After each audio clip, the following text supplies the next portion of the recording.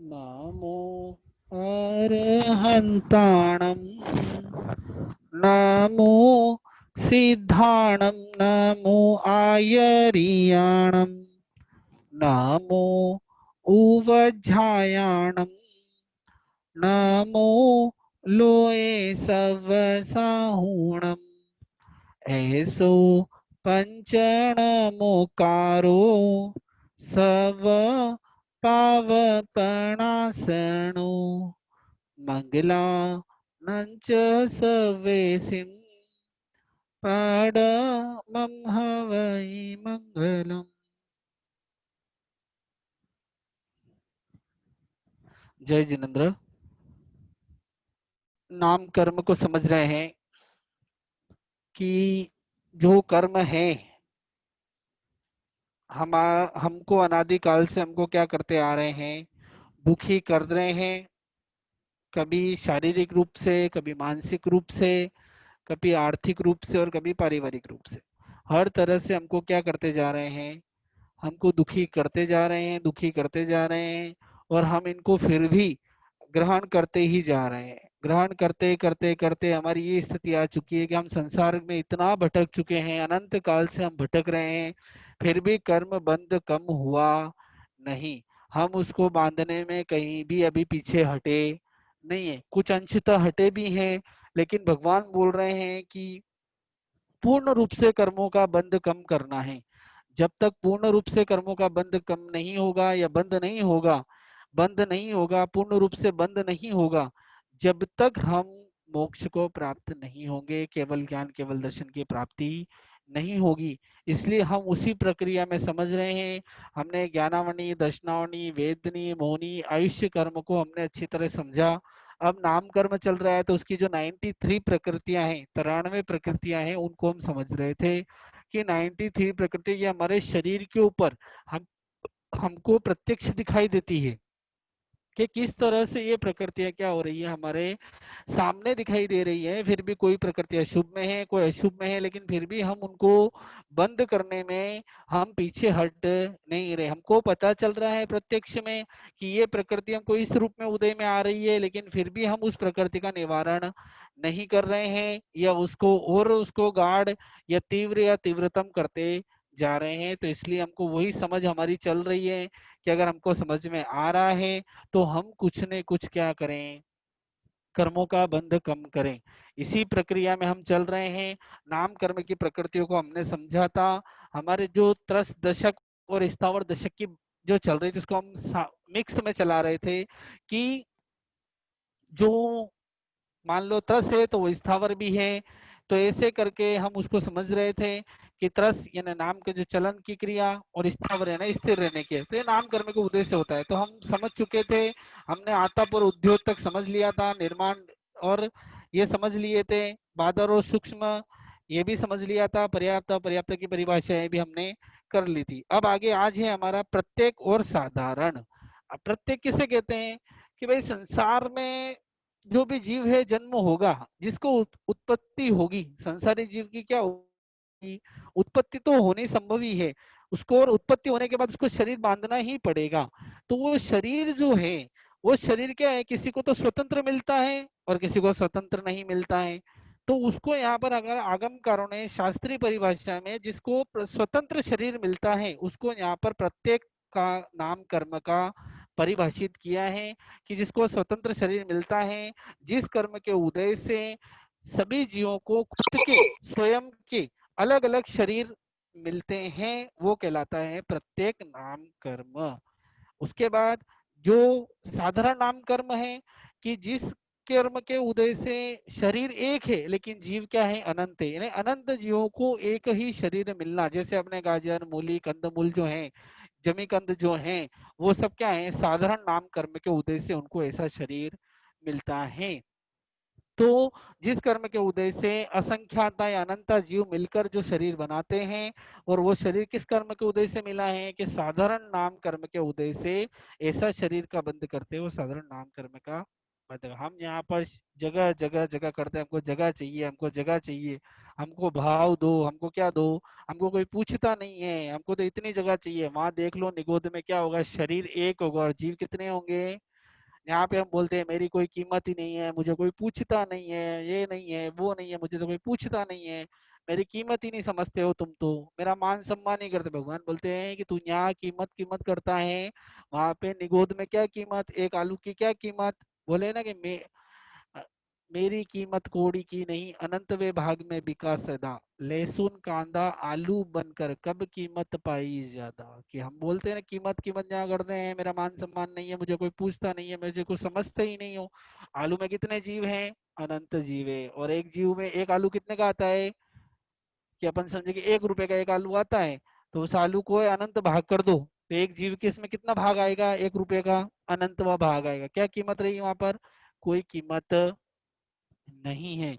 बस यही हमको समझना है कि यहाँ पे प्रत्येक और साधारण नाम कर्म यही है कि हमको स्वयं का स्वयं शरीर मिला है तो ये हमारी बहुत पुण्यवानी है, और नहीं मिला है तो अनंत जीवों को एक ही शरीर में वहां पर ठूस ठूस कर रहना पड़ेगा। उसके बाद है अपना पांचवा कि स्थिर नाम कर्म और अस्थिर नाम कर्म। अब स्थिर नाम कर्म क्या होता है कि जिस कर्म के उदय से जो हमारी हड्डियां हैं, हमारे दांत हैं या हमारे कान हैं, ये एक जगह स्थिर रहते हैं, वो क्या कहलाता है? स्थिर नाम कर्म। और अस्थिर नाम कर्म, जैसे हमारी आंखें स्थिर नहीं रह सकती, उसको इधर उधर क्या हलन चलन चलता ही रहता है, खून ऊपर नीचे होता ही रहता है, एक जगह स्थिर रह सकता नहीं है। तो जिस कर्म के उदय से अस्थिर रहता है, जो शरीर में जो जो चीजें, जैसे चमड़ी है तो स्थिर नहीं रहती है, अगर वो कड़क हो जाए चमड़ी तो हमारा हाथ हम आगे पीछे नहीं कर सकते, लेकिन हड्डियां अस्थिर होवे तो चल फिर नहीं सकते। इसलिए हड्डियां हैं, दांत हैं, ये सब चीजें क्या है? स्थिर रहती है। और अस्थिर में जैसे खून है, हमारी चमड़ी है, ये अस्थिर है। तो ये किस कर्म के उदय से? स्थिर और अस्थिर नाम कर्म के उदय से ऐसा होता है। अगर इसको नहीं माने ना तो क्या तकलीफ पड़ जावे कि अगर शरीर एक जैसा हो, मतलब हमारी जो ऊपर की जो चमड़ी है ये एक जैसी स्थिर हो जावे, हिले डुले नहीं, तो हमको चलना उठना बैठना हाथ मोड़ना करना क्या हो बहुत मुश्किल। और दांत क्या अस्थिर हो जावे कि भाई हिलते रहे तो हम खाना ही नहीं खा सकते। तो ऐसे ये स्थिर नाम कर्म के उद्देश्य हमको एकदम व्यवस्थित जगह जो जहाँ फिट होता है और जहाँ इसको स्थिर रहना है, एक जगह इसको यहाँ पे ही रहना है, अब ये हिलेगा डुलेगा नहीं, वो कहलाता है स्थिर नाम कर्म। और जो हिलता डुलता है जैसे आंख की पुतली है, खून है शरीर के अंदर, ये सब किस कर्म के उदय से? अस्थिर नाम कर्म के उदय से ऐसा होता है। फिर शुभ नाम कर्म और अशुभ नाम कर्म, शुभ शुभ और अशुभ।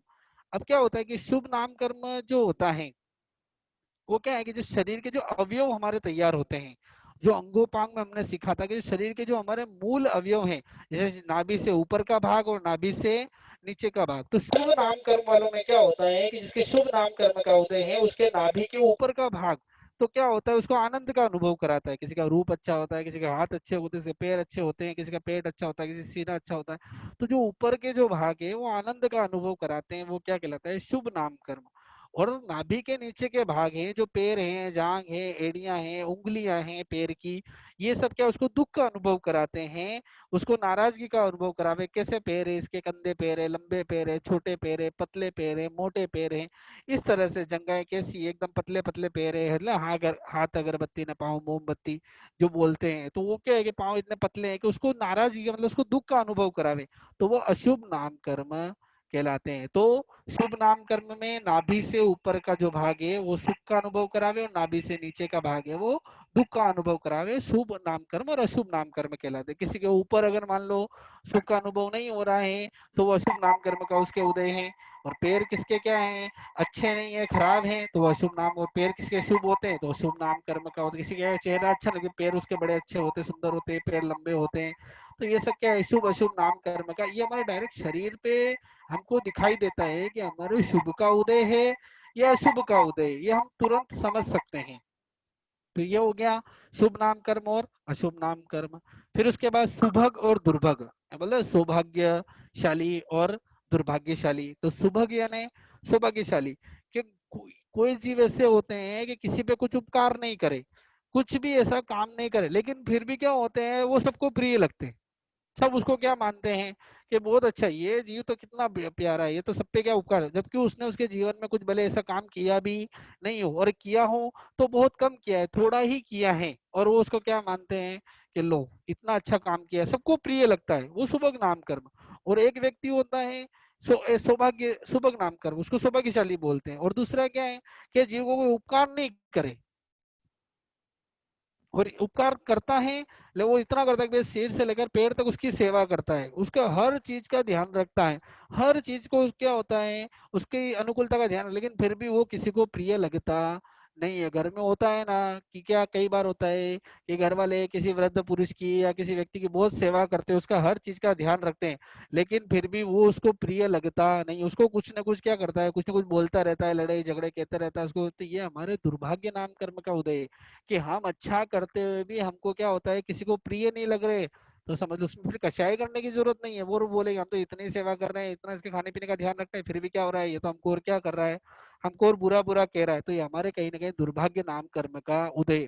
फिर एक लड़का दूर बैठा हुआ है और वहां से फोन से हालचाल पूछ लेता है, तो उसकी बड़ाई मिल रही है, उसको सबको प्रिय, कितना अच्छा लड़का है, हर 2 दिन में फोन करता है, यहाँ उसको हर घंटे में पानी पिला रहे हैं, हर घंटे में चाय दे रहे हैं, हर 2-4 घंटे में खाना पीना दे रहे हैं, तो भी क्या हो रहा है, हमारे हमारी बुराई मिल रही है। तो समझ लो हमारे कहीं ना कहीं दुर्भाग्य नाम कर्म का उदय है। और एक व्यक्ति कुछ नहीं कर रहा है लेकिन फिर भी वो सबको प्रिय लग रहा है, तो उसके सौभाग्य ना सौभाग्यशाली नाम कर्म का उदय है। तो इस स्थिति में क्या होगा कि हमको ही समझना पड़ेगा कि हम कभी अच्छा काम कर रहे हैं और फिर भी हमको कोई चीज का हमको हम किसी को प्रिय नहीं लग रहे हैं या उसका कोई हमको नहीं मिल रहा है, कोई उसका जस नहीं मिल रहा है, तो हमको समझ लेना चाहिए कि हम कहीं ना कहीं दुर्भाग्य नाम कर्म के उदय हमारे चल रहा है। इसलिए हमको कोई अच्छा सभी काम करते हुए भी, कई बोलते ना समाज में मैंने इतना काम किया, इतना काम किया, मैंने चौके की व्यवस्था करी, ये व्यवस्था करी, साधु संतों की व्यवस्था करी, उपाश्रय की व्यवस्था करी, हर तरह की व्यवस्था मैंने करी, लेकिन फिर भी लोग मुझे क्या बोल रहे हैं, खराब बोल रहे हैं।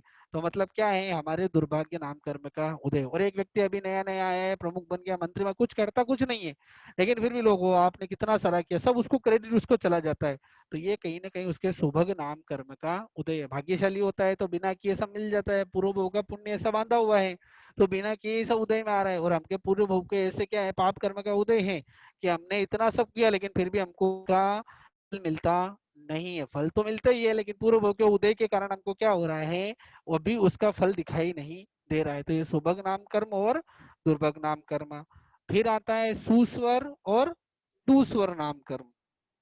अब सुस्वर दुस्वर में क्या होता है कि किसी का भले आवाज कैसा भी हो लेकिन सब उसको क्या लगेंगे, बहुत अच्छा गाते हो, बहुत बढ़िया गाते हो, बहुत सुंदर गाते हो, मतलब सब होते हुए भी उसकी प्रिय आवाज मीठा नहीं होता है, लेकिन फिर भी क्या है उसको क्या बोल रहे हैं, सुस्वर। और कभी कभी क्या होता है किसी के ऐसे उदय होता है कि बहुत सुरीला कंठ होता है, कर्म के उदय से आवाज इतना मीठा होता है कि लोगों को बार बार सुनने का मन होता है, वो कहलाता है सुस्वर नाम कर्म का उदय। और जिस कर्म के उदय से आवाज खराब होए, जैसे कोयल के होता है, कोयल की आवाज क्या, तो सुस्वर कहलाता है, बहुत अच्छा बोलता है। और दूस्वर के कौवे का आवाज है, किसी को अच्छा लगता नहीं है, आवाज खराब होता है, उसके हमको सुनने में हमारा सिर दर्द हो रहा था, हमको कंटाला आता है कि कैसा है, कैसी आवाज करता है, कुत्ता भौंकता है तो हमको क्या लगता है, बहुत बुरा लग जाता है। तो वो क्या होता है, दूस्वर नाम कर्म का उदय होता है। तो सुस्वर और दूस्वर, ये दूस्वर नाम कर्म का उदय। फिर आदय और अनादय, जिस कर्म के उदय से कुछ भी बोले लेकिन लोग उसको मान्य कर लेते हैं। जिसके आधे नाम कर्म का उदय होता है ना, उसके क्या होता है कि वो कुछ भी बोले लोगों को, वो चोरी करने का बोलेगा ना तो लोग क्या कर लेंगे, चोरी कर लेंगे, वो आत्महत्या करने का लोग आत्महत्या लेंगे, उसको क्या पता उसके ऐसे कर्म का उदय होता है कि जो वो बोला वो क्या होगा, लोग करने को तैयार हो जाएंगे। वो आधे नाम कर्म का उदय होता है कि गैर व्याज भी कुछ भी वचन सर्व लोग मानने के लिए, वो कुछ भी बोले, आप बोला मतलब आपने बोला वो सही है, भले उसका फैसला सही हो या गलत हो, कोई लेना देना नहीं है, जो बोला वो सब मान्य है। वो क्या है, आधे नाम कर्म का उदय है। और अनादे नाम कर्म का उदय है कि हम किसी को हितकारी वचन भी बोले, अच्छे वचन भी बोले, फिर भी वो मानने को तैयार नहीं है। किसी को बोले वहां मत जाना, वहां गड्ढा है, वहां तेरे को चोर पकड़ लेंगे, वहां तेरा नुकसान हो जाएगा, वहां जानवर है, वहां गिर जाएगा, लेकिन वो मानता नहीं है। ये हमारे अनादे नाम कर्म का उदय है। और एक व्यक्ति बोला कुछ नहीं है, चला जा चला जा, बोले कुछ नहीं है, कोई दिक्कत नहीं है, तो उस पर बिना सोचे समझे लोग क्या कर लेते हैं, जानते हुए भी उस पर विश्वास कर लेते हैं, वो है आधे नाम कर्म का उदय। कभी कभी हमारे साथ ऐसा होता है, हमने किसी को अच्छा बात बोल ली लेकिन क्या होता है, वो मानता नहीं, हमारे घर में कोई हमारी नहीं मानता है, हमारी नहीं सुनता है, तो हमको समझ लेना चाहिए कि हमारे अनादे नाम कर्म का उदय, हम अच्छा बोल रहे हैं लेकिन फिर भी सुनता नहीं है, वो हमारे अनादि नाम कर्म का उदय होता है। आधे नाम कर्म का उदय होता है ना, कहीं होता है ना घरों में कि बाहर वाला कुछ बोले तो तुरंत मान लेते, लेकिन घर वाले बोले तो कोई मानता नहीं है। तो क्या कारण है? यही कारण है कि भाई वो उसकी, हमारे आधे अनाधे नाम कर्म का उदय ऐसे ही होता है कि हम बोलते हैं तो मानते ही नहीं, हमारे अनादि नाम कर्म का उदय है, तो इसलिए उसमें कषाय करने नहीं। अगर उसमें और कषाय करेंगे और ज्यादा हम राग द्वेष करेंगे तो हमारे वो अनादि नाम कर्म और गहरा होता जाएगा। इसलिए ऐसा बोलते हैं कि पांचों गुण स्थान स्पर्श हो जाता है ना, तो आधे नाम कर्म का उदय हो जाता है। कर्म ग्रंथ वाले ऐसा मानते हैं, लेकिन लो हमारे नहीं भी हो रहा है, कदाच कोई पुण्यवानी पूर्व की खराब है, तो भी हम समझें कि अगर कोई हमारी बात नहीं मान रहा है तो हमको यही समझ लेना चाहिए, हम हितकारी वचन बोलते हैं, अच्छे वचन बोलते हैं उनके। किसी को क्या होता है, घर में धर्म के झगड़े होते हैं, धर्म करने के लिए बोलते हैं तुम धर्म करो, ये करो वो करो, तुम समय ही नहीं करते अपने, तो उसके लिए झगड़े कर लेते हैं लोग। कई बार घर में क्या होता है, झगड़ा हो जाता है, भगवान बोलते हैं झगड़े करने की जरूरत है, हमारा अनादि नाम कर्म का उदय है। आधे नाम कर्म का उदय होता तो तुरंत मान लेता। वो हमारे इतनी बार कहने के बाद भी कोई बात नहीं मान रहा है, तो समझ लो हमारे अनादि नाम कर्म का उदय है। तो ये हो गया आदि नाम कर्म और अनादि नाम कर्म। फिर उसके बाद यश कीर्ति और अयश कीर्ति नाम कर्म। अब यश कीर्ति क्या है? आदि अनादि, फिर उसके बाद यश कीर्ति और अयश कीर्ति। अब यश कीर्ति के नाम कर्म क्या है? पहले तो यश और कीर्ति को समझ लेते हैं कि जो चारों दिशाओं में जो फैलता है, एक ही दिशा में जो फैलता है, उसके पराक्रम के कारण, इच्छाम दुग्धम, कोई व्यक्ति पराक्रम करता है और एक ही दिशा में जिसका ख्याति फैलती है, जिसका नाम होता है, वो कहलाता है यश। और दान पुण्य के कारण जिसका नाम चारों दिशाओं में होता है, वो कहलाती है कीर्ति। तो ऐसे यश और कीर्ति नाम कर्म का उदय, कि जिस कर्म के उदय से दान शौर्य तप वगैरह कार्य करने से क्या होता है, उसकी प्रशंसा होती है, चारों दिशा में लोग उसको क्या करते हैं, मानते हैं, वो कहलाती है यश कीर्ति। और जिस कर्म के उदय से कितने ही सारे काम करो, कुछ भी अच्छा कार्य करो, लेकिन फिर भी कोई उसकी यश कीर्ति होती नहीं है, उसको अपयश ही मिलता है। वो काम अच्छा करने जाता है और करता भी है, लेकिन फिर भी लोग उसको बोलते हैं कि तूने अच्छा काम किया नहीं। उसके कोई एक, कोई तो क्या व्यक्ति छोटा सा काम भी करता है ना, तो भी उसके क्या होता है, उसको लोग अच्छा बोलते हैं, उसकी प्रशंसा करने लग जाते। बहुत है, एक उपवास भी करते हैं ना, तो लोग उसकी जय जयकार करते हैं। और किसी ने बेचारा 2.5 8 उपवास किए महीने को, उसको कोई पूछने वाला ही नहीं है, उसके कोई नाम भी नहीं लिया जाता है। तो ये क्या होता है, यश कीर्ति नाम कर्म के उदय के कारण होता है कि यश कीर्ति नाम कर्म का उदय है कि उसने एकासना भी किया, तो उसकी क्या होता है, वो बहुत बढ़िया काम, कितना ऊंचा काम, आज को एकासना कर सकता है क्या? हर किसी के बस की बात नहीं। और एक ने उपवास किया, बेला तेला किया, और ये तो छोटी मोटी बात है, क्या है बेला तेला, तो क्या लोग तो मांस खमन कर लेते हैं, तो उसकी यश कीर्ति नहीं हो रही है, लेकिन एकासने वाले की क्या हो रही है, यश कीर्ति हो रही है, उसकी गुण गाथा गाई जा रही है। तो भगवान यही बोल रहे हैं कि यश कीर्ति नाम कर्म का क्या है, उदय होता है। तो छोटे काम में भी उसको बहुत सारा यश मिल जाता है। और अपयश कीर्ति नाम कर्म का उदय होता है, तो बहुत बड़ा काम करने के बाद भी उसको क्या होता है, सम्मान मिलता नहीं है, प्रशंसा मिलती नहीं है, उसको अपयश की ही प्राप्ति होती है। तो ये यश कीर्ति नाम कर्म और अयश अयश नाम कीर्ति अयश कीर्ति नाम कर्म का उदय है। कि सारा कार्य कर छोटा करेंगे तो वाह वही बोलती है, और कोई दूसरा आदमी बेचारा कितना ही काम कर ले, लेकिन फिर भी उसको कोई खराब ही बोलने का मिलता है, उसको कोई देखने वाला ही नहीं मिलता है। तो ये भगवान बोल रहे हैं कि अपयश कीर्ति नाम कर्म का उदय होता है। तो ये हो गया हमारा 10, और ये सारी प्रकृतियां हो गई है, 93 प्रकृतियां हमारी नाम कर्म की हो चुकी हैं। ये इसकी उत्तर प्रकृतियां थी। अब हम समझेंगे कि नाम कर्म के बंध के कारण, अब इतनी प्रकृतियां बताइए, तो कोई ना कोई कारण तो होगा जिसके कारण हम क्या कर रहे हैं कि ये कर्म बांध रहे हैं। तो भगवान ने बोला बंध के कारण कितने बताए हैं कि नाम कर्म 8 प्रकार से बंधता है। ये 2 प्रकार का है कि शुभ नाम कर्म और अशुभ नाम कर्म, 2 प्रकार से क्या करता है, ये बंधता है। अब भगवान बोल रहे हैं कि शुभ नाम कर्म और अशुभ नाम कर्म 2 प्रकार से बनता है। तो वो समझा रहे हैं कि हम ऐसे क्या कार्य करते हैं जिसके कारण क्या होता है, ये नाम कर्म बंध जाता है। तो भगवान इसको 2 प्रकार से 8 प्रकार इसके कारण बताए। तो इसके 2 भेद किए, पहले तो शुभ और अशुभ। तो हम पहले क्या समझेंगे, अशुभ को समझेंगे। अशुभ को समझेंगे तो शुभ अपने आप समझ में आ जाएगा। तो अशुभ नाम कर्म बंधने के कारण, पहले तो समझ ले, कुछ विशेष कारण समझ लेते हैं कि अशुभ नाम कर्म बंधता क्यों है। कि जैसे क्या होता है, कोई माया भी होता है, कोई रिद्धि आदि का थोड़ा सा जानकार होता है, तो वो क्या करता है, कपट करता है, माया करता है, झूठी साक्षी देता है, या फिर खराब माल बेचता है, या माल में मिलावट करता है, या खुद की तो प्रशंसा करता है और दूसरे की क्या करता है, निंदा करता है। चोर है, लुटेरे हैं, दुराचारी हैं, जो क्या होता है, या फिर क्या करते हैं, धर्म का कोई काम संभालते हैं, उपाश्रय आदि कोई काम करते हैं, उसमें जो पैसे आदि आते हैं तो उनको लूट लेते हैं, या उनका दुरुपयोग करते हैं, उनको दबा लेते हैं, ज्यादा पैसे और कम हिसाब देते हैं। या फिर ऐसे कोई वशीकरण आदि के मंत्र किसी के पास हो और वो मंत्र आदि का प्रयोग करता है, या पिंजरे बनाने वाले हैं जो पशु पक्षियों को बांधने वाले हैं, ऐसे जो खोटा तोल खोटा माप करने वाले हैं, दूसरों की हमेशा निंदा ही करते हैं, उपाश्रय आदि को नुकसान पहुंचाने वाले होते हैं। कई लोग होते हैं ना, उपाश्रय आदि को चद्दर लेके चलाता है, कोई पूंज नहीं लेके चला जाता है ना, कोई क्या लेके चला, अच्छी चीज दिखी और क्या उठा के ले लो। तो ये सब चीजें क्या है, ये तीव्र कषाय वाले जीव क्या करते हैं, तीव्र नाम कर्म का बंद करते हैं, तीव्र अशुभ नाम कर्म का क्या करते हैं, बंद करते हैं। जो भी व्यक्ति देव गुरु धर्म के प्रति द्वेष रखता है तो वो उसको क्या होता है, तीव्र अशुभ नाम कर्म का क्या मिलता है, मोहनी कर्म के साथ साथ में अशुभ नाम कर्म का भी बंद होता है। तो इतनी सारी चीजें जो बताई हैं कि ये माल भेल समेल करना, लूटना, लोगों को ठगना, ये सब क्या है, तीव्र नाम कर्म के उदय के बंद के कारण है।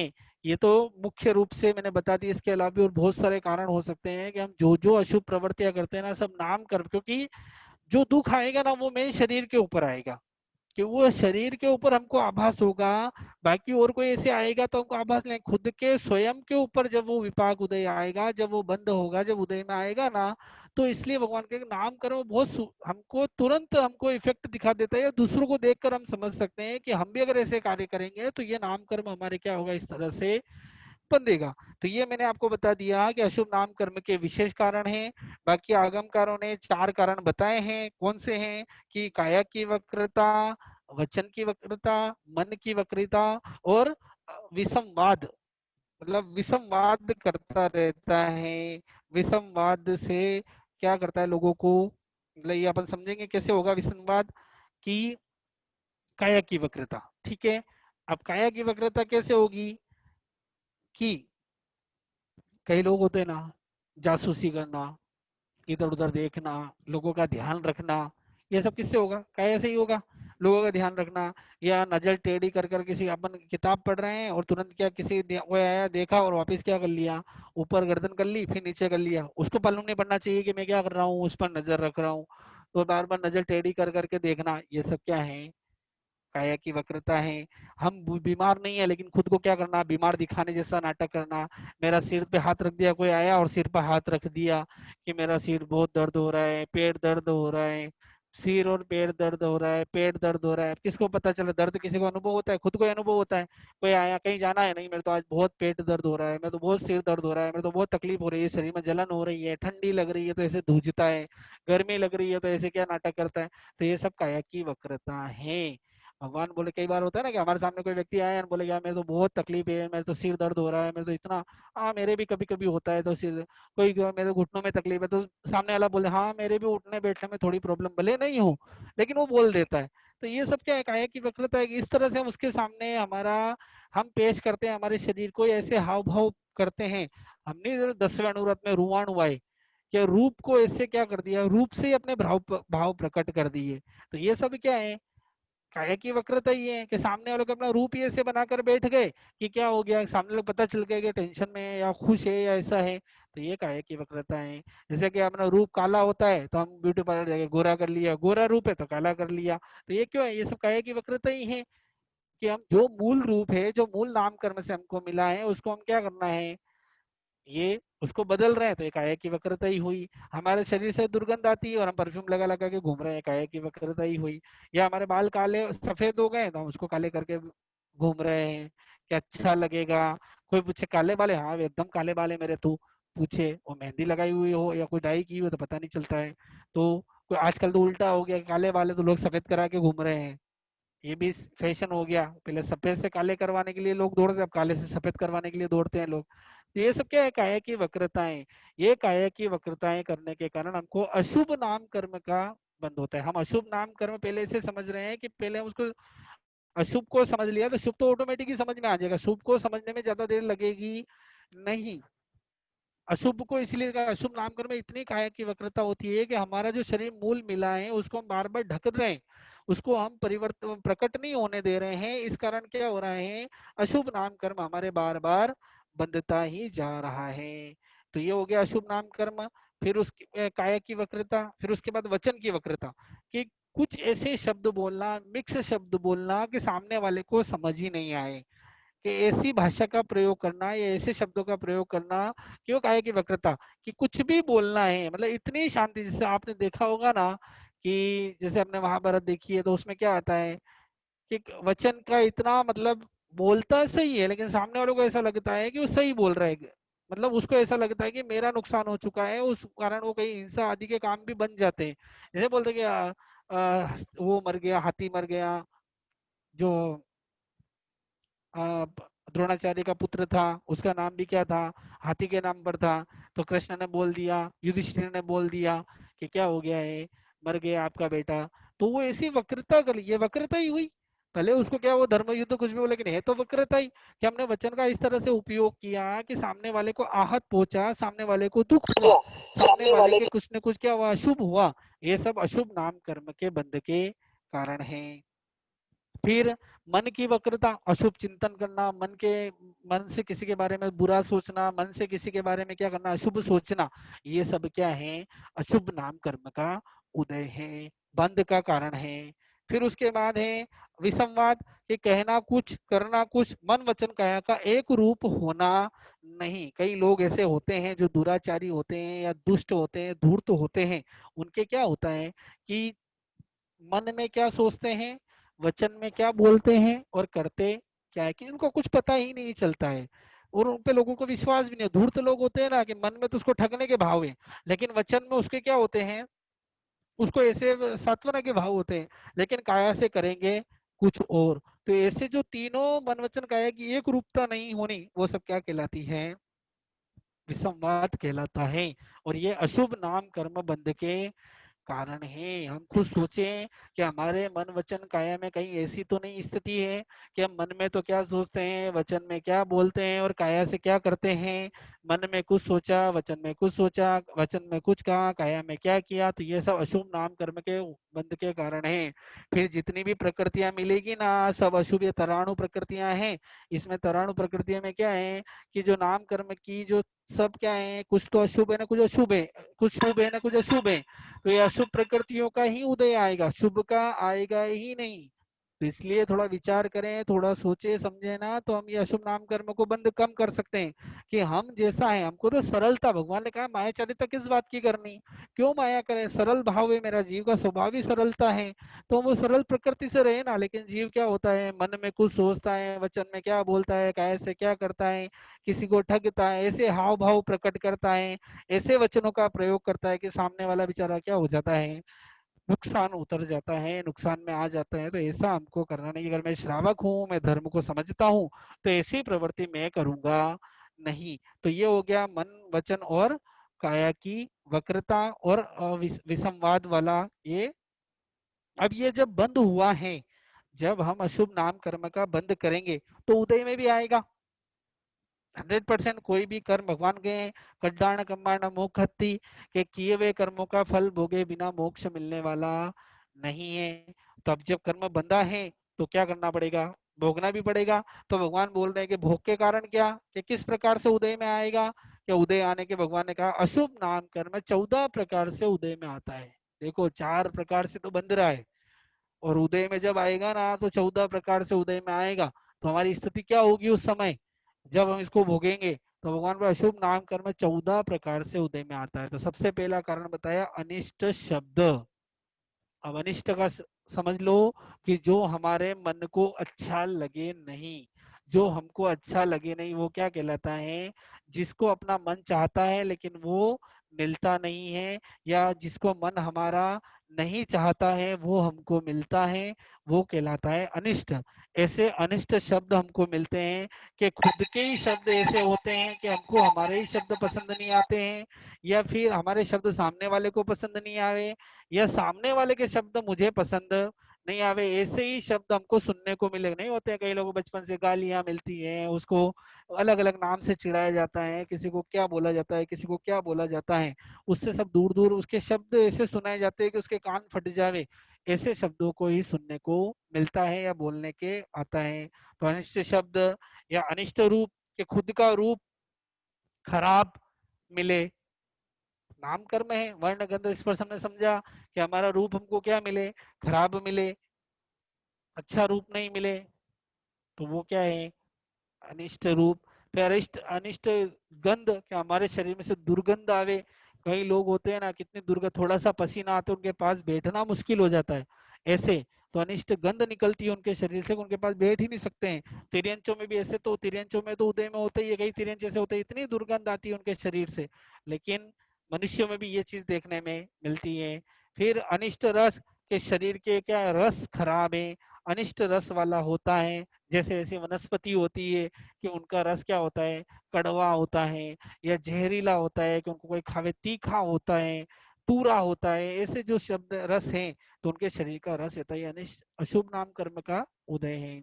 अनिष्ट गति, के जिसकी चाल है वो अच्छी नहीं हो, जैसे ऊंट की चाल, गधे की चाल, ये चाल क्या है, अच्छी नहीं मानी जाती है। कौवे की चाल है, तो ये चाल क्या है कि उसकी गति, जो चलने की जो क्रिया है वो अच्छी नहीं लगती। गधा चलता है, ऊंट चलता है, तो कैसा लगता है, क्या कई बोलते हैं ना, कैसे गधे जैसे चल रहा है, कैसे ऊंट जैसा चल रहा है। तो ये क्या बोलते हैं, अनिष्ट गति मिल गई। फिर अनिष्ट स्थिति, कि जिसमें हमको खड़े रहने में, बैठने में तकलीफ पड़े। नहीं होता है, किसी को नीचे बैठा नहीं जाता है, किसी को कुर्सी को बैठने में प्रॉब्लम होती है, कोई बैठ गया तो उसको खड़े होने में प्रॉब्लम है। तो ये किस कारण से हुआ, अनिष्ट स्थिति। कि ना बैठना अच्छा होता है, ना खड़ा रहना उसको अच्छा होता है, उसके लिए तकलीफ पड़ती है, वो कहलाती है अनिष्ट स्थिति।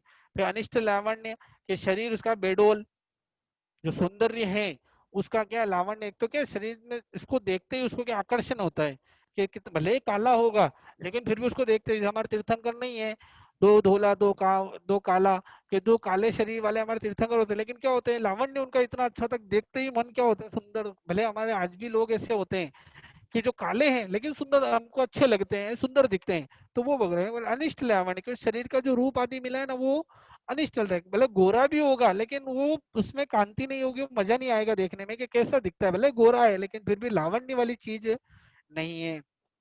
या फिर अनिष्ट यशोकीर्ति, के कितना भी अच्छा काम कर ले वे, कितना भी क्या कर ले वे, अच्छा काम कर ले, लोगों का भला भी कर दे वे, लेकिन फिर भी उसको अपयश ही मिलता है। कि वो लोगों का दान पुण्य भी करता है, लोगों की सहायता भी करता है, लोगों के लिए लड़ता भी है, सब काम करता है, लेकिन फिर भी उसको यश कीर्ति मिलती नहीं है।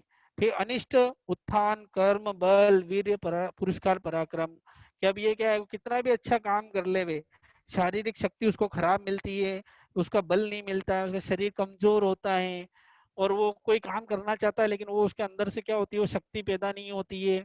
उसकी इच्छा बहुत है मैं कुछ करूं, लेकिन करने जाता है और मन क्या होता है, ढीला पड़ जाता है। तो उठता भी है, काम करने के लिए जाता भी है, लेकिन उसको वो काम मिलता नहीं है। तो ऐसी चीजें क्या, अशुभ नाम कर्म के उदय से ये चीजें मिलती हैं। फिर अनिष्ट स्वर, कि मन को अच्छा नहीं लगे ऐसे स्वर उसको मिलते हैं, या ऐसे गाने मिलते हैं, या ऐसे सुनने को मिलता है, वो क्या कहलाता है, अनिष्ट स्वर। या उसको अच्छे बोलने, जो उसकी गला होता है, जो स्वर होता है उसका बोलने का, वो अच्छा मिलता नहीं है। या अकांत स्वर, कि बार बार कोई, मतलब अपनी बात कोई बार बार सुन, एक बार तो चलो कदा सुन भी लिया, लेकिन बार बार वो चीज सुनने को तैयार नहीं होता है। हम बार बार खड़े हो जाते हैं बोलने के लिए, लेकिन कोई सुनने को तैयार नहीं है, एकांत स्वर होता है, कंठ अच्छा नहीं होता है उसका। फिर हीन स्वर, के दूसरों करता क्या होता है, मंद स्वर, मतलब आवाज कम मिलना, कि वो कितना ही जोर से चिल्लाए लेकिन सामने तक आवाज ही नहीं जावे। इसका झीणा स्वर मिलता है, कि बिल्कुल धीरे धीरे, वो कितना ही जोर से बोले लेकिन सामने वाले तो क्या आवाज नहीं जाती है, तो वो क्या है, हीन स्वर। दीन स्वर, कि भले कितना भी अच्छा बोले कि ऐसा ही लगे कि भिखारी भीख मांग रहा है, उसकी आवाज ही ऐसी होती है। दीनता हमेशा क्या है, कि कुछ न कुछ मांगने वाली ही भाषा उसकी रहती है। तो ये है अशुभ नाम कर्म का उदय। ये हमारे कुछ हमारे प्रकृतियों में ये चीजें आती ही रहती है, उदय में आती रहती है। 14 प्रकार में हमको ऐसी चीज मिली हो कि हमको शरीर में कोई दुर्गंध निकलती है, या हमारा वर्ण ऐसा है, हमारी गंध ऐसी है, हमारा रस ऐसा है, हमारा स्पर्श ऐसा है कि जो पुतक शरीर खरबूजा स्पर्श वाला होता है, या गति ऐसी मिली हो, ऊंट जैसी या गति जैसी चाल मिली हो, तो समझ लेना हमको कहीं ना कहीं क्या है, इस तरह से हमको ये अशुभ नाम कर्म का उदय है। अब उसके बाद आया अपना शुभ नाम कर्म। अब शुभ नाम कर्म जो विशेष कारण क्या है कि शुभ नाम कर्म कैसे बंधेगा, कि भाई हम सरलता रखेंगे, जो हमारे 3 गर्व बताए, कौन से, रिद्धि, रस और साता गारव, जो हम बोलते हैं प्रतिगण में आता है, इड्डी गारव, रस गारव, साया गारव, कि रिद्धि का गर्व, साता का गर्व और क्या है, रस का गर्व, कि किसी को क्या रिद्धि धन आदि बहुत मिला है, वो रिद्धि गर्व कहलाता है। घी, दूध, तेल, घी, खाने पीने के जूस आदि खूब मिले तो रस चीज, रस वाली चीजें मिली है तो रस गर्व। और फिर उसके बाद क्या है, साता के बहुत अनुकूलता मिली है, कोई आरोग्य शरीर मिला है, तो ये जो इनका अभिमान नहीं करता है उसको शुभ नाम कर्म का बंध होता है। एक तो सरलता रखता है, पहला कारण तो क्या है कि सरलता रखता है। उसके अलावा ये मुख्य कारण बता रहा हूँ, फिर आगे 4 कारण दूसरे बताएंगे, कि मुख्य इसको समझे कि जो हमारा रिद्धि का गौरव है, कि जो मुझे रिद्धि मिली है, जो मुझे धन संपदा गाड़ी वाड़ी बंगला ये सब मिला है, इसका मुझे क्या करना है, गर्व नहीं करना है, अभिमान नहीं करना है। अभिमान नहीं करेंगे तो मुझे शुभ नाम कर्म बंधेगा। और जब मेरे को जो रस मिले खाने पीने की चीजें, देखो मैं तो क्या, तुम क्या खाते हो, तुम ये मूंगफली के सिंगदाने खाते हो, मैं तो देखो बादाम खाता हूँ, तुम काजू ये खाते हो, मैं काजू खाता हूँ, मैं इतनी ऊंची ऊंची चीजें खाता हूँ, तुम ये पानी पीते हो, मैं तो क्या होता हूँ, तुम ग्लूकोज पीते हो, मैं तो मौसम्बी का जूस पीता हूँ। जो ये रस जो मिला है हमको, जो खाने पीने की मिठाई मिली है, तुम क्या खाते हो, गुड़ की मिठाई खाते हो, मैं तो मावे की मिठाई खाता हूँ, मैं अलग अलग कलाकंद खाता हूँ, रसगुल्ले खाता हूँ, गुलाब जामुन खाता हूँ। तो ये जब मिलता है ना तो हमको उस पर अभिमान हो जाता है, तो हमको अभिमान नहीं करेंगे ना तो हमको अशुभ नाम कर्म की जगह शुभ नाम कर्म बंधेगा। अभिमान किया तो अशुभ नाम कर्म बंधेगा, हमको अभिमान नहीं करेंगे तो शुभ नाम कर्म का बंध होगा। और उसके बाद जो साता मिली है हमको, जो बैठने में उठने में हमारा आरोग्य शरीर मिला है, कोई रोग नहीं हुए, हमको आराम से, कई लोग बोलते हैं मेरे 80 साल की उम्र हो गया, मैंने आज तक एक गोली भी नहीं खाई, सिर दर्द की गोली भी नहीं, कैसे लोग हैं। तो वो जो अभिमान करते हैं ना, तो वो अभिमान करने से वो उनकी साता असाता में बदल जाती है। हमको अभिमान नहीं करना है। पूर्व में ऐसी पुण्यवानी का बंद किया था कि आज हमको क्या हो रहा है, अच्छी चीजें मिल रही है, तो अभिमान नहीं करेंगे तो हमको शुभ नाम कर्म का बंध होगा। अब शुभ नाम कर्म बंध के ग्रंथकारों ने 4 कारण बताए, कि काया की सरलता, वचन की सरलता, मन की सरलता और अविसंवाद रहित, कि विसंवाद रहित, अविसंवाद वाला। कि अब क्या है कि काया की सरलता रखनी है, कि जैसा शरीर है वैसा बिल्कुल हमको करना है, कि भाई नम्र बन के रहना है। काया में कई लोग क्या होते हैं कि वंदना करते अब तो झुक जाते हैं और वैसे अकड़ के खड़े हो जाते हैं, तो वो नहीं, एकदम सरलता। भगवान ने, आपने शायद भगवती सूत्र पढ़ा हो, तो भगवती सूत्र में हमारे यहाँ पर बताया कि जब गौतम स्वामी भगवान से प्रश्न पूछते तो 3 बार तिकुत्तो के पाठ से एकदम सिर झुकाकर और उत्कुट आसन से दोनों पैर अपने दोनों घुटने ऊंचे कर कर और दोनों घुटनों के बीच में दोनों हाथ रखकर सिर झुकाकर भगवान को वंदना करके प्रश्न पूछते थे। इच्छा में खमासनों की जो विधि है वो हमारी काया की सरलता ही है, कि मैं पूरा मन वचन काया से, पहले मैं आपको काया से, पूरा काया में सरलता एकदम, कि पूरा शरीर इतना झुक रहा है। एक तो अकड़ के, भले वचन क्या नरम बोल रहे हैं, लेकिन शरीर में अकड़ता है। भगवान बोल रहे काया की सरलता नहीं, काया की भी सरलता है, काया से भी पूरा झुक जाना, काया से भी हमारा विनय हमारा क्या होना चाहिए, हमको प्रकट होना चाहिए। गुरु के सामने खड़ा होना है तो थोड़ा सा झुक कर, एकदम सीना तान कर, मुंह ऊंचा कर कर खड़ा नहीं होना, एकदम सरलता से थोड़ा सा सिर झुका कर, वचन में शरीर में थोड़ी सी क्या होनी है, एकदम सरलता होना, वो क्या कहलाती है, काया की सरलता। और वचन की सरलता, वचन में जैसा बोलता हूँ वैसा ही मैं करता हूँ, इतने शुद्ध वचन, किसी को नुकसान नहीं है, जो भी बोलूंगा हितकारी बोलूंगा, किसी के नुकसानकारी वचन बोलेंगे नहीं बोलेंगे, मीठे बोलेंगे, एकदम शांत स्वभाव से बोलेंगे। जो बोलते हैं ना श्रावक के 8 वचन व्यवहार, कि श्रावक जी थोड़ा बोले, आवश्यकता होने पर बोले, मीठा बोले, सूत्र सिद्धांत के न्यायुक्त वचन बोले, किसी के मर्म खोलने वाले आघातकारी वचन नहीं बोले, सभी जीवों के लिए हितकारी वचन बोले, ये सब क्या वचन की सरलता है, ये हमारा वचन व्यवहार भी है। तो जब ये वचन व्यवहार बोलेंगे तो क्या होगा, हमारे शुभ नाम कर्म का बंद होगा। फिर मन की सरलता, मन में किसी के प्रति कोई दुर्विचार नहीं, कोई कुटिलता नहीं, एकदम सरल वाला मन कि किसी के प्रति कोई बुरा विचार नहीं, सबके लिए हितकारी, सबके लिए कल्याणकारी वचन मन में सोचना कि सभी जीव सुखी हो जावे, सभी जीव क्या हो जावे, दुख से मुक्त हो जावे, ऐसी ही भावना रखना, वो है मन की सरलता। उसके बाद विसंवाद से रहित कि जैसा कहना, जैसा सोचना, वैसा ही कहना और वैसा ही करना, कथनी करनी में अंतर लाना नहीं, ऐसा नहीं है जो मन में सोचूंगा वही मैं कह रहा हूँ, और जो कह रहा, जैसी मेरी आपके प्रति भावना है वैसे मैंने ऐसा ही सोचता हूँ आपके प्रति, और जैसा सोचता हूँ वैसा ही मैं कह रहा हूँ, और जैसा मैं कह रहा हूँ वैसा ही मैं करूंगा, ऐसा आपको कोई ठगने की ऐसी कोई मेरी भावना नहीं है।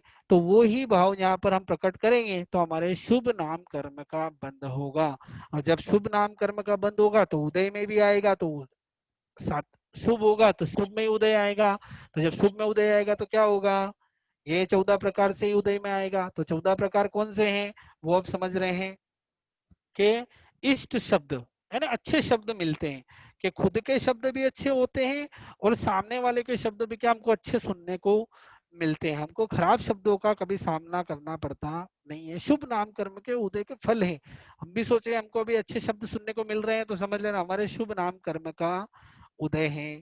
फिर उसके बाद इष्ट रूप कि अच्छा रूप मिलना, सुंदर रूप मिलना, भले काला रूप मिलेगा लेकिन सबको क्या लगेगा, जैसे हमारे तीर्थंकरों के क्या होता है इष्ट रूप, कि बहुत हमको मन को चाहने वाला रूप हमको मिलता है, कि इतना अच्छा रूप मिलता है कि हम आराम से उसको क्या कर सकते हैं, सुंदरता देखने का मन होए, बार बार देखने का क्या हुए, उसको मन होए, वो क्या कहलाता है, इष्ट रूप कहलाता है।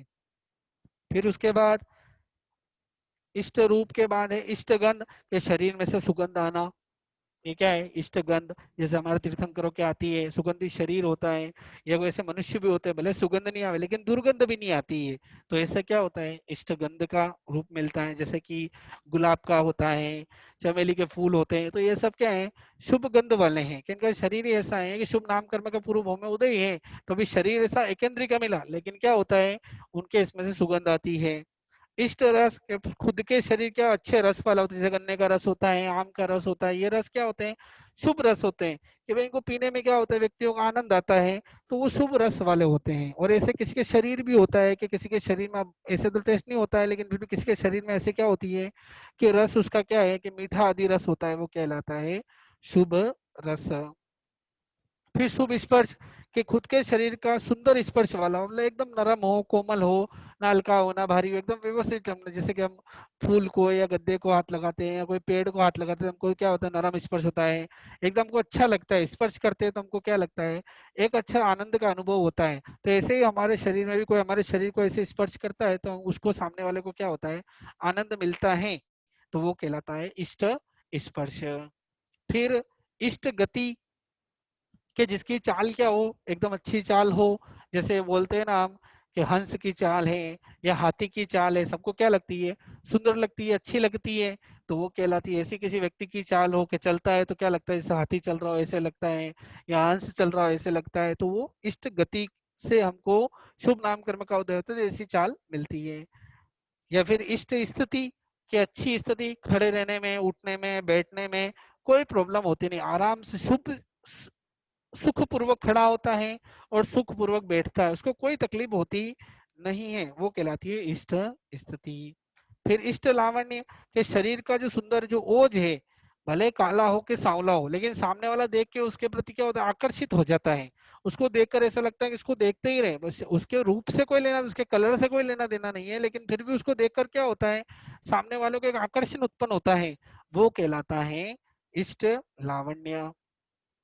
फिर इष्ट यश कृति, के शरीर के जो संयोग हैं कि उसको विशिष्ट पराक्रम कर लेता है, बड़े बड़े काम कर लेता है, लोगों में उसकी ख्याति प्राप्त हो जाती है, इतना उसके शरीर में इतना बल आदि मिल जाता है कि वो क्या कर लेता है, बड़े बड़े काम करने के लिए आगे बढ़ जाता है, कि भले लोग बोलते हैं ये काम असंभव है लेकिन वो क्या बढ़ जाता है, काम आगे कर लेता है और आगे बढ़ जाता है।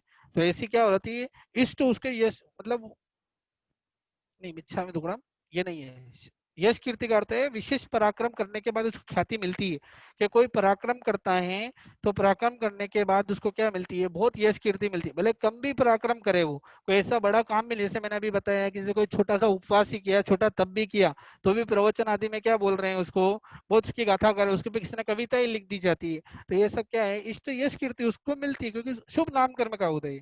और फिर अब आएगा वो कि इष्ट उत्थान कर्म बल वीर्य पुरस्कार पराक्रम, कि क्या होता है कि जिसका कार्य, जिस कार्य में शारीरिक शक्ति लगती है वो कहलाता है, उसको ऐसा बल मिल जाता है, क्योंकि शक्ति, उत्थान के, शरीर की शक्ति उत्थान करता है, वो खड़ा हो जाता है, या ऐसा काम करता है कि जिसके कारण उसकी शारीरिक शक्ति या आत्मा में उसके एक अलग ही हो जाता है, कोई भी काम करना है तुरंत, हाँ कि कैसा कठिन काम है कोई दिक्कत नहीं, मैं सब कर लूंगा, पहाड़ पे चढ़ना है चढ़ जाऊंगा, बर्फ में जाना है चला जाऊंगा, कोई भी काम, कोई बिजनेस करना है मैं कर लूंगा, कोई दिक्कत नहीं है, और उसमें सफल भी हो जाता है।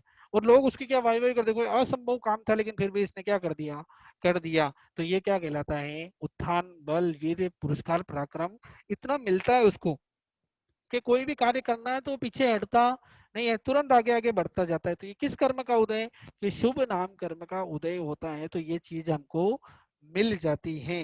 फिर इष्ट स्वर, के मन को अच्छा लगे ऐसे स्वर मिलना, या ऐसा कंठ मधुर होना, स्वर कोकिला है, कंठ कोकिला है, या अच्छे हमारे साधु साधी भी ऐसे होते हैं कि उनके क्या स्वर अच्छा, तो लिखते भी हैं आजकल तो स्वर कंठी, या ऐसे जो उनके आगे बोलते हैं कि मधुर स्वरी, या ऐसे जो साधु संत होते हैं बोलते हैं, ऐसे लोग होते हैं जिनका स्वर, जैसे हमारे हमारे गाने वाले भी होते हैं, तो उनके स्वर कितने अच्छे होते हैं, इतना कंठ सुरीला मिलता है कि सुनते ही सामने वाले को क्या आवे, आनंद आता है, उसको एक आनंद की अनुभूति होती है। वो शुभ नाम कर्म के उदय से होता है, कि शुभ स्वर मिला हुआ है इसलिए ऐसा उसको स्वर मिल जाता है। फिर कांत स्वर, कि एक बार सुन लिया लेकिन बार बार सुनने का क्या होता है, मन होता है, वो कंपनीय स्वर कहलाता है, कि बार बार उसको सुनने का मन होता है, एक बार सुन लिया बार बार सुनो, एक बार सुन लिया बार बार सुनो, तो वो स्वर क्या होता है, कांत स्वर कहलाता है, कि बार बार सुनने का मन होवे, वो क्या कहलाता है, कांत स्वर कहलाता है।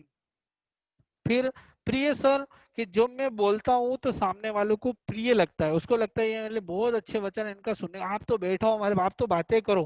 कई लोग होते हैं ना कि भले से हमारी इतनी पहचान नहीं होती उनसे, लेकिन जब उनकी बातें सुनते हैं तो हमको क्या लगता है, बहुत अच्छा लगता है कि ये व्यक्ति बोलता ही जावे, बहुत अच्छा लगता है आपके वचन, भले वो हमको क्या है कटु वचन भी कह रहा है, हमको कोई ऐसी बुरी बात भी कह रहा है, लेकिन फिर भी हमको क्या लगता है, बहुत अच्छा लगता है, ये कहलाता है हमारा प्रिय स्वर। और फिर 14वां है मनोज्ञ स्वर, कि मन को जो अच्छा लगे, मन को जो एकदम भावे, कि ये शब्द तुमको बार बार मिलने ही चाहिए, ऐसे मन को हमारे जो अच्छे लगते हैं वैसे ही स्वर, वैसे ही शब्द हमको सुनने को मिले, ये कहलाता है नाम कर्म, शुभ मनोज्ञ नाम कर्म है। अब हमने आज देख लिया नाम कर्म कैसा होता है, कि 4 प्रकार से बंधता है शुभ नाम कर्म, और 14 प्रकार से भोगा जाता है, और 4 प्रकार से अशुभ नाम कर्म बांधा जाता है, और 14 प्रकार से भोगा जाता है। अब हमको यही समझना है कि हमको करना क्या है, कि ये जो नाम कर्म है ये हमको इसी प्रकार से मिलते हैं, 93 प्रकार से मिलते हैं, और 93 प्रकार इसकी उत्तर प्रकृतियां हैं। हमको बार बार चिंतन करना पड़ेगा कि हम जो कर्म बांध रहे हैं वो शुभ में परिवर्तन हो रहा है या अशुभ में परिवर्तन हो रहा है। अगर हम इस कर्म को ऐसे ही बांधते गए, ऐसे ही हम करते गए, तो बार बार अशुभ चीजों में हम क्या हो जाएंगे, जाते ही जाएंगे, और अशुभ नाम कर्म हम बांधते ही जाएंगे। हम ऐसे ही क्या कर रहे हैं, हमारे रिद्धि का गौरव कर रहे हैं, साता का गौरव कर रहे हैं, या देखो मेरे पास कितना है, तुम्हारे पास तो कुछ है ही नहीं, मेरे पास देखो कितनी चीजें हैं। तो हम बार बार ये क्या करते हैं, ऐसे अभिमान आदि करते जाएंगे, तो हमको अशुभ नाम कर्म का बंद होता है। हमको पूर्व भाव में ये सब चीजें हमने क्षय करके आए, इसलिए हमको क्या मिल गया। कई लोग होते हैं मुझे अच्छी चीजें मिली है, सब चीजें मिली है, तो भोग उपभोग क्यों नहीं करूं, करने में कोई बाधा नहीं है, लेकिन मेरे जो भोग उपभोग में जो मैं यूज करता हूँ उसमें दूसरे जीवों की हिंसा नहीं होवे, उनके प्राणों का हरण नहीं होवे, वो मुझे ध्यान रखना पड़ेगा। या माया करता हूँ, खराब माल बेचता हूँ, मेरे पास पर्याप्त संपत्ति होने के बाद भी, पर्याप्त बिजनेस होने के बाद भी आज भी मैं मायाचारिता कर कर खराब माल बेचता हूँ, ऊंचा नीचा करता हूँ, माल में कम ज्यादा तोलता हूँ, या समाज में कोई काम कर रहा हूँ, या कोई संस्था में कोई काम कर रहा हूँ, कोई सामाजिक संस्था में, या जो उपकारी संस्था है, करुणा वाली संस्था, उनमें काम करता हूँ, उनमें जो पैसे आदि आते हैं तो उसमें कोई क्या है कि घोटाला करता हूँ, उनके पैसे खा जाता हूँ, या उसमें कोई मंदिर आदि उपाश्रय आदि का कोई मैं ट्रस्टी हूँ, और वहां पर क्या हो रहा है, वहां पर मैं क्या कर रहा हूँ कि कोई घोटाले कर रहा हूँ या नुकसान पहुंचा रहा हूँ, तो भगवान बोल रहे हैं कि इस तरह से क्रिया करनी है। ये अशुभ नाम कर्म बंध के क्या है, कारण है। हम बार बार अगर ये करते जाएंगे तो अशुभ नाम कर्म बनता जाएगा। और ऐसे कोई कार्य भी नहीं करने कि कोई वशीकरण आदि मंत्र बता दिया न, कोई ये काम कर लो न वो काम कर लो, तुमको तो नजर लगी है तो ये काम कर लो, तो ये सब अशुभ नाम कर्म के बंध के कारण है। तो हमको इस प्रकार से भी कोई अशुभ नाम कर्म आदि का बांधने नहीं है। अगर बांधते गए बांधते गए बांधते गए तो समझ लो हमारा नाम कर्म इतना भयंकर उदय में आएगा, जिसे हमने समझा सुना कि जो सहनन है और संस्थान है, कि जो व्रज ऋषभ नारद सहनन है वो पुण्य की प्रकृति है, सम चोर संस्थान पुण्य की प्रकृति है, शुभ नाम कर्म है वो। और अशुभ नाम कर्म हुंडक संस्थान और सेवार्थक सहनन, कि हुंडक में लंगड़ा लूला बनना पड़ेगा, और संस्थान हड्डियों की ऐसी रचना के बार बार फ्रैक्चर होगा, बार बार मालिश करनी पड़ेगी, बार बार तकलीफ पड़ेगी। और जो ऐसे स्वर मिलेंगे, ऐसी स्थितियां मिलेगी, शरीर स्थिर नहीं मिलेगा, हड्डियां कमजोर मिलेगी। ये सब किस कारण, रोगी शरीर मिलेगा, कोई रोग प्रतिरोधक क्षमता नहीं रहेगी। थोड़ी बहुत भी कुछ भी तकलीफें आई और हमारा शरीर क्या कर देगा, बार बार क्या होगा, हमको दुख देता रहेगा। तो ये किस कारण से होगा, अशुभ नाम कर्म के उदय से। शुभ नाम कर्म तीर्थंकरों के होता है, तीर्थंकर नाम कर्म का उदय होता है। इतनी शुभ प्रकृतियां होती हैं, व्रज ऋषभ नारद सैनन मिलता है, सम चोर संस्थान मिलता है, सब ऊंची ऊंची प्रकृतियां मिलती है, मनुष्य गति मिलती है, सब अच्छी अच्छी चीजें मिलती है। तो ये किस कर्म के उदय से मिलती है, शुभ नाम कर्म के उदय से मिलती है। तो ये हमारा आज हो गया नाम कर्म का प्रकरण पूरा। अब आएगा हमारा गोत्र कर्म। गोत्र कर्म को हम अगली बार समझेंगे। बहुत अच्छा है, क्योंकि हम कई बार ऐसे ऐसे कार्य कर लेते हैं, हमारे गोत्र आदि के जो हमारी चीजें मिली हुई है उसमें हम क्या कर लेते हैं, इतना हम मद अहंकार कर लेते हैं, जिसके कारण हमारा नीच गोत्र आदि में उदय हो जाता है। किस कारण होता है, कैसे होता है, कैसे बनता है, वो सब हम समझेंगे। आज हमारा नाम कर्म था कि जो हमने तराणु प्रकृति समझी है, सुनी है, उसको समझे सुने और देखें, एक बार और पढ़े कि किस प्रकार से ये प्रकृति हम बांध रहे हैं, किस प्रकार से ये प्रकृति हमारे उदय में आ रही है, और जब इसका फल भोगने का कारण आएगा तो क्या उस समय में उसके लिए तैयार हूं, कि आज जो मैं अशुभ नाम कर्म बांध रहा हूं, जब ये उदय में आएगा तो उस समय के लिए मैं क्या तैयार हूं। खुद विचार करें, चिंतन करें। अगला जब सेशन होगा तो गोत्र कर्म के बारे में समझेंगे। अब किसी को कोई प्रश्न हो तो वो पूछ सकता है। आज नाम कर्म पूरा हो गया है।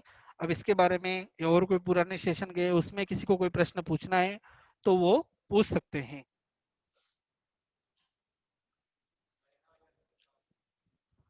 नैना बेन,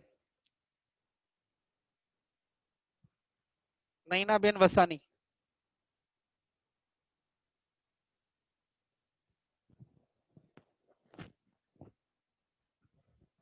अच्छा ठीक है, और किसी को कोई पूछना है तो पूछ सकते हैं।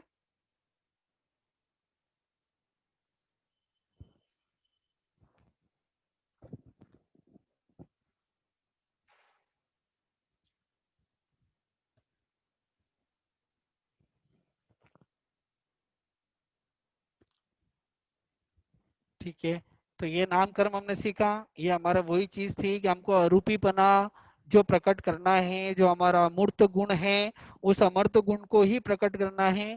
तो इसलिए अमर्त गुण को प्रकट करने के लिए हमको क्या करना पड़ेगा, थोड़ा तो कष्ट सहन करना पड़ेगा, थोड़ा सा हमको क्या ध्यान रखना पड़ेगा। ये जो शरीर जाति गति जो हमको मिली है, जो सैनन संस्थान मिले हैं, उनमें हम किसी की मजाक मस्ती या ऐसे कोई मन वचन का है कि वक्रता या विसंवाद या मन कथनी करने में अंतर नहीं होना, सरलता के भाव रखना, कोई अभिमान गौरव नहीं करना है। जो मिला है पुण्य के उदय से मिला है, और मेरे पुण्य है तो मेरे पुण्य से मैं दूसरों की जितनी हेल्प कर सकूं, जितना सहायता पहुंचा सके, उतना कार्य मुझे करना है। तो इसे जितना ध्यान रखेंगे उतना हमारे शुभ नाम कर्म का बंद होगा और अशुभ नाम कर्म का क्षय होगा। और हमारा लक्ष्य भी यही है, कर्मों का क्षय करना। और यही लक्ष्य रहेगा तो एक दिन हम जरूर जरूर जरूर अवश्य ही जो हमारा अंतिम लक्ष्य है सिद्ध गति का, उसको हम अवश्य प्राप्त करेंगे। जय जिनेन्द्र। आप सब पधारे, इसके लिए बहुत बहुत धन्यवाद।